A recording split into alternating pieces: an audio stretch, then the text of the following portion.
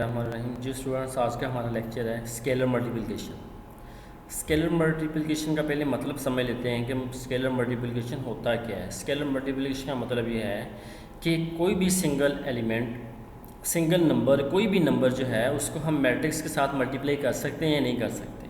ठीक है, तो किसी भी नंबर को स्केलर मल्टीप्लिकेशन का मतलब ये है कि किसी भी नंबर को माइनस हो या पॉजिटिव हो चाहे ज़ीरो, कोई भी नंबर है, रियल नंबर, कोई भी रियल नंबर है, हम इसको अंदर मल्टीप्लाई कर सकते हैं मैट्रिक्स के साथ। ठीक है, तो यहाँ पे इसकी डेफिनेशन पढ़ लेते हैं। If A is equal to A I j, A I j से मतलब ये होता है कि मैट्रिक्स की वो बात कर रहा है जिसका आर्डर m बाई n है।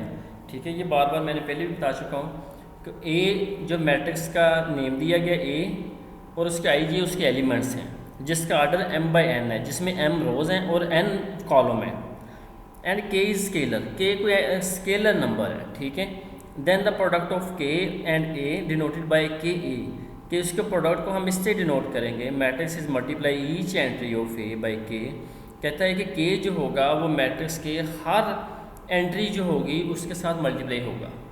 ठीक है, चाहे उसमें जितने मर्जी एलिमेंट हों उसको हमने उसके साथ मल्टीप्लाई कर देना है, यानी के ए मैट्रिक्स है इज इक्वल टू के ए के अंदर मल्टीप्लाई कर देना हर एलिमेंट के साथ। तो इसका आर्डर पे तो कोई फ़र्क नहीं पड़ेगा क्योंकि एक एलिमेंट को हम अंदर मल्टीप्लाई कर रहे हैं तो आर्डर वही रहेगा। पहले भी m बाई एन ही था तो बाद में भी उसका आर्डर जो है वो m बाई एन ही रहेगा।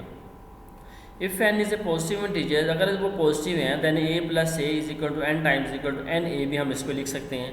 ठीक है, जितने हैं उसको एक साथ मल्टीप्लाई कर दें। If A I J the set of m by n matrices over all the real field है k is equal to and I and j, which shows that k is equal to m belonging to m by n, it follows that m by n possesses the closure property with respect to the scalar multiplication if a and b belonging to m and rs are scalars, then we can prove that rsa is equal to rsa। ठीक है जी, कहता है जी इस तरह है कि s पहले s को a के साथ मल्टीप्लाई कर लें, बाद में उसको r को मल्टीप्लाई कर लें, या पहले r को s को दोनों एलिमेंट्स को अपन मल्टीप्लाई कर लें, बाद में उसको मैट्रिक्स के साथ मल्टीप्लाई कर दें। या इस तरह भी हो सकता है कि पहले दो एलिमेंट जो हैं, कुछ को दो स्केलर जो हैं r और s हमारे पास हैं, उन दोनों को प्लस कर लो, बाद में मैट्रिक्स के साथ इसको मल्टीप्लाई कर लो। या आप इस तरह करें कि एक स्केलर को a के साथ मल्टीप्लाई कर लो, एक स्केलर को a के साथ मल्टीप्लाई कर लो। ठीक है, यानी कि एक स्केलर r है उसको a के साथ प्लस कर दें, यानी s को a के साथ मल्टीप्लाई करके, लिहाजा फिर बाद में प्लस कर लो, तो आंसर इसका दोनों का सेम रहेगा। ये वो समझाना चाह रहा है। r is equal to A plus B is equal to r को अंदर मल्टीप्लाई कर लें r a plus r b। कहता है इस तरह प्लस करके मल्टीप्लाई कर लो स्केलर के साथ, या लिहाजा के साथ मल्टीप्लाई करके फिर प्लस कर लो, एक ही बात है। ठीक है, मेरे ख्याल स्केलर मल्टीप्लिकेशन की आपको समझ आएगी। ये मल्टीप्लिकेशन है, किसी भी नंबर को अंदर मल्टीप्लाई करना, स्केलर को किसी भी मैट्रिक्स के साथ मल्टीप्लाई करना। ठीक है जी, अब आते हैं सब्ट्रैक्शन ऑफ मैट्रिक्स। सब्ट्रैक्ट किस तरह कर सकते हैं, माइनस करने को हम कहते हैं। अगर दो हमारे पास मैट्रिक्स है ए और बी हैं, और मैट्रिक्स जिसका ऑर्डर m बाई n है, then we define the subtraction of b from a।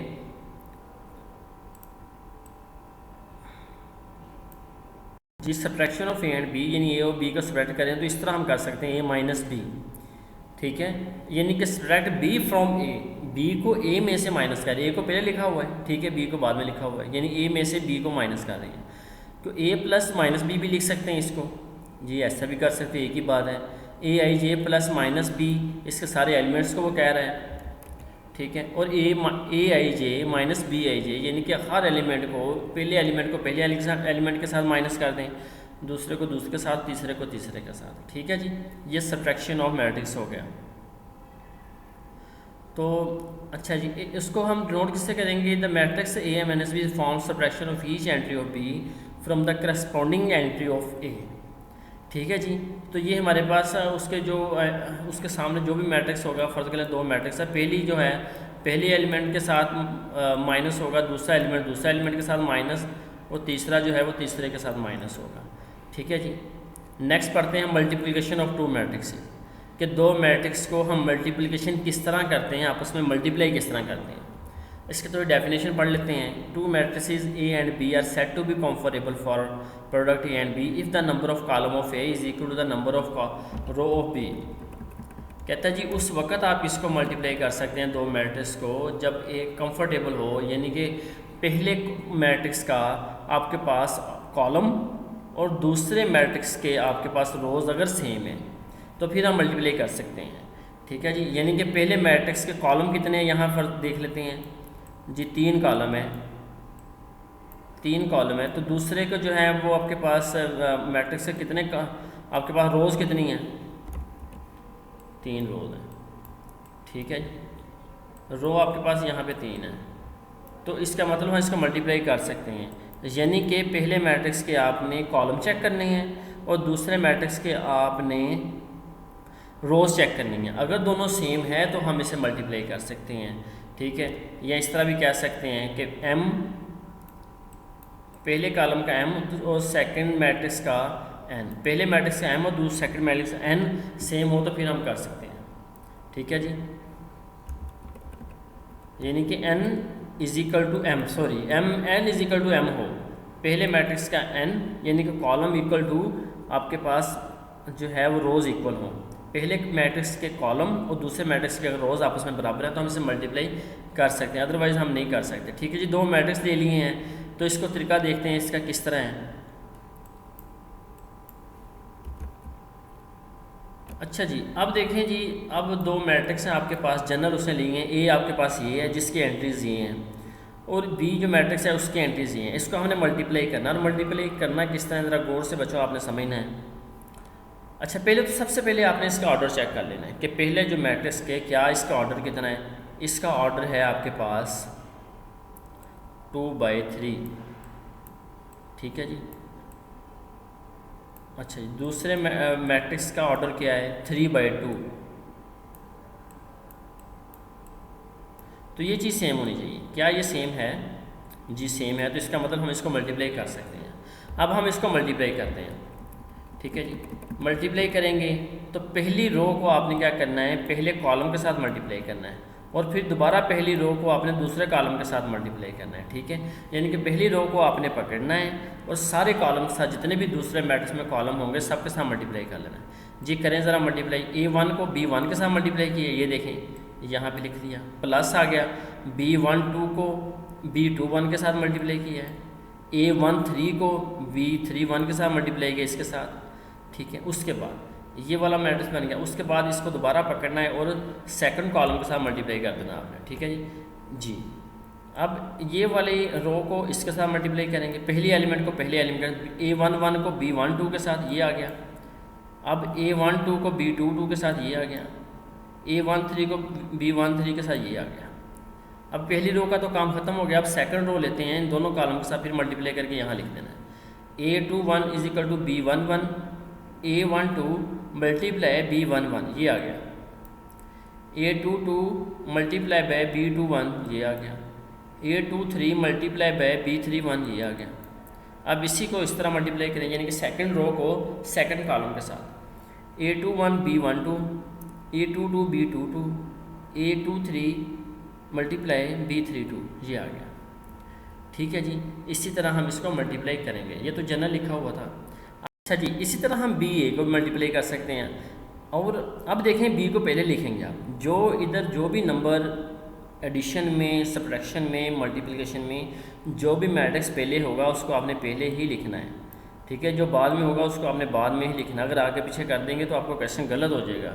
ठीक है, क्योंकि ये मल्टीप्लिकेशन में बहुत फ़र्क पड़ता है, क्योंकि कभी भी AB और BA इक्वल नहीं होते, कभी मल्टीप्लिकेशन दोनों मैट्रिक्स की इक्वल नहीं होती। जो पहले लिखा उसका आंसर हो रहा है, जब उस दूसरे को पहले लिखा है तो उसका आंसर हो रहा है। ठीक हो गया जी। अब BA कर रहे हैं तो BA में क्या होगा, देखें पहली रो को आपने पकड़ना है और दूसरे पहले कॉलम के साथ मल्टीप्लाई कर देना है। B11 को A11 के साथ, इसी तरह B12 को A21 के साथ ये आ गया प्लस, इसी तरह पहली रो को इस कॉलम के साथ मल्टीप्लाई करें, ये यहाँ लिख देना आपने, यहाँ पे B21 पहली रो को दूसरे कॉलम के साथ, B11 A21, B12 A22 यहाँ लिख दिया। ठीक है, उसके बाद पहली रो को तीसरे कॉलम के साथ B11 13 प्लस B12 23। ठीक है जी, अब आपने क्या करना, सेकंड रो को सारे कॉलम के साथ मल्टीप्लाई करना है इन सब के साथ। तो B21 जो आ गया ये 11 आ गया प्लस B21 आ गया, इसी तरह B21 A12 ये आ गया, B22 A22 ये आ गया। ठीक है जी। इसी तरह आगे आ जाए B21 A13 plus B22 A23, B31 A11 plus B32 A22, B31 A12 plus B3 A22, और एंड पे आपने तीसरी रो को तीसरे कॉलम के साथ मल्टीप्लाई करके यहाँ लिख देना। ठीक है, सारे ये मल्टीप्लिकेशन का जनरल हमारे पास तरीका था। ठीक है जी।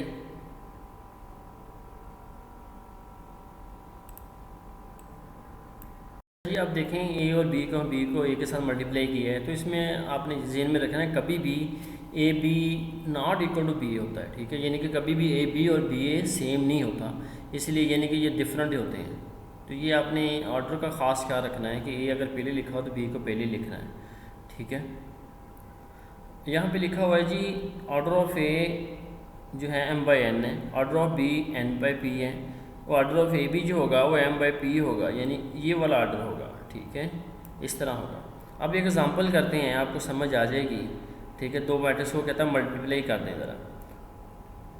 ए दिया गया और बी, देन कंप्यूट ए स्केयर बी। ठीक है, अब हमने यहाँ पे करना है क्या है, पहले ए स्केयर फाइंड करना है, उसके बाद बी के साथ मल्टीप्लाई करना है।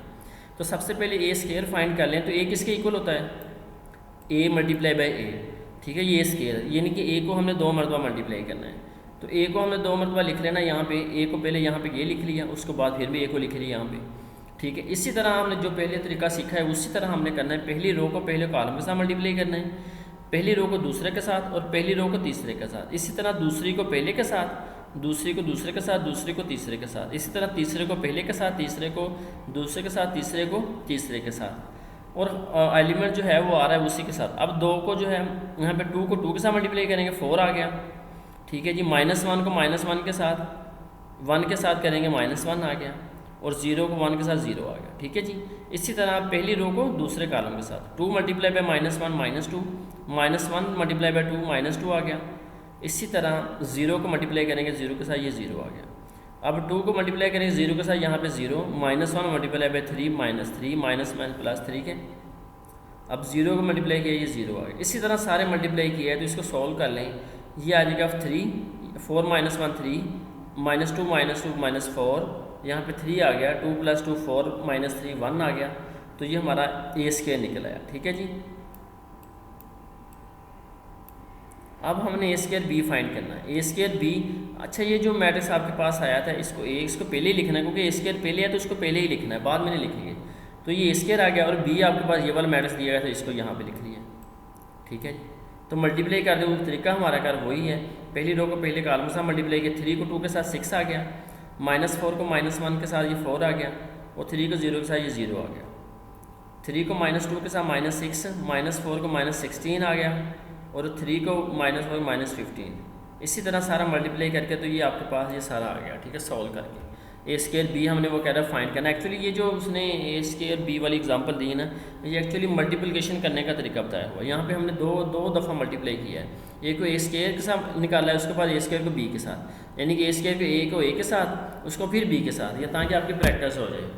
ठीक है जी, तो ये हमारा मल्टीप्लिकेशन का टॉपिक यहाँ पर कम्प्लीट हो गया है। Thank you ji.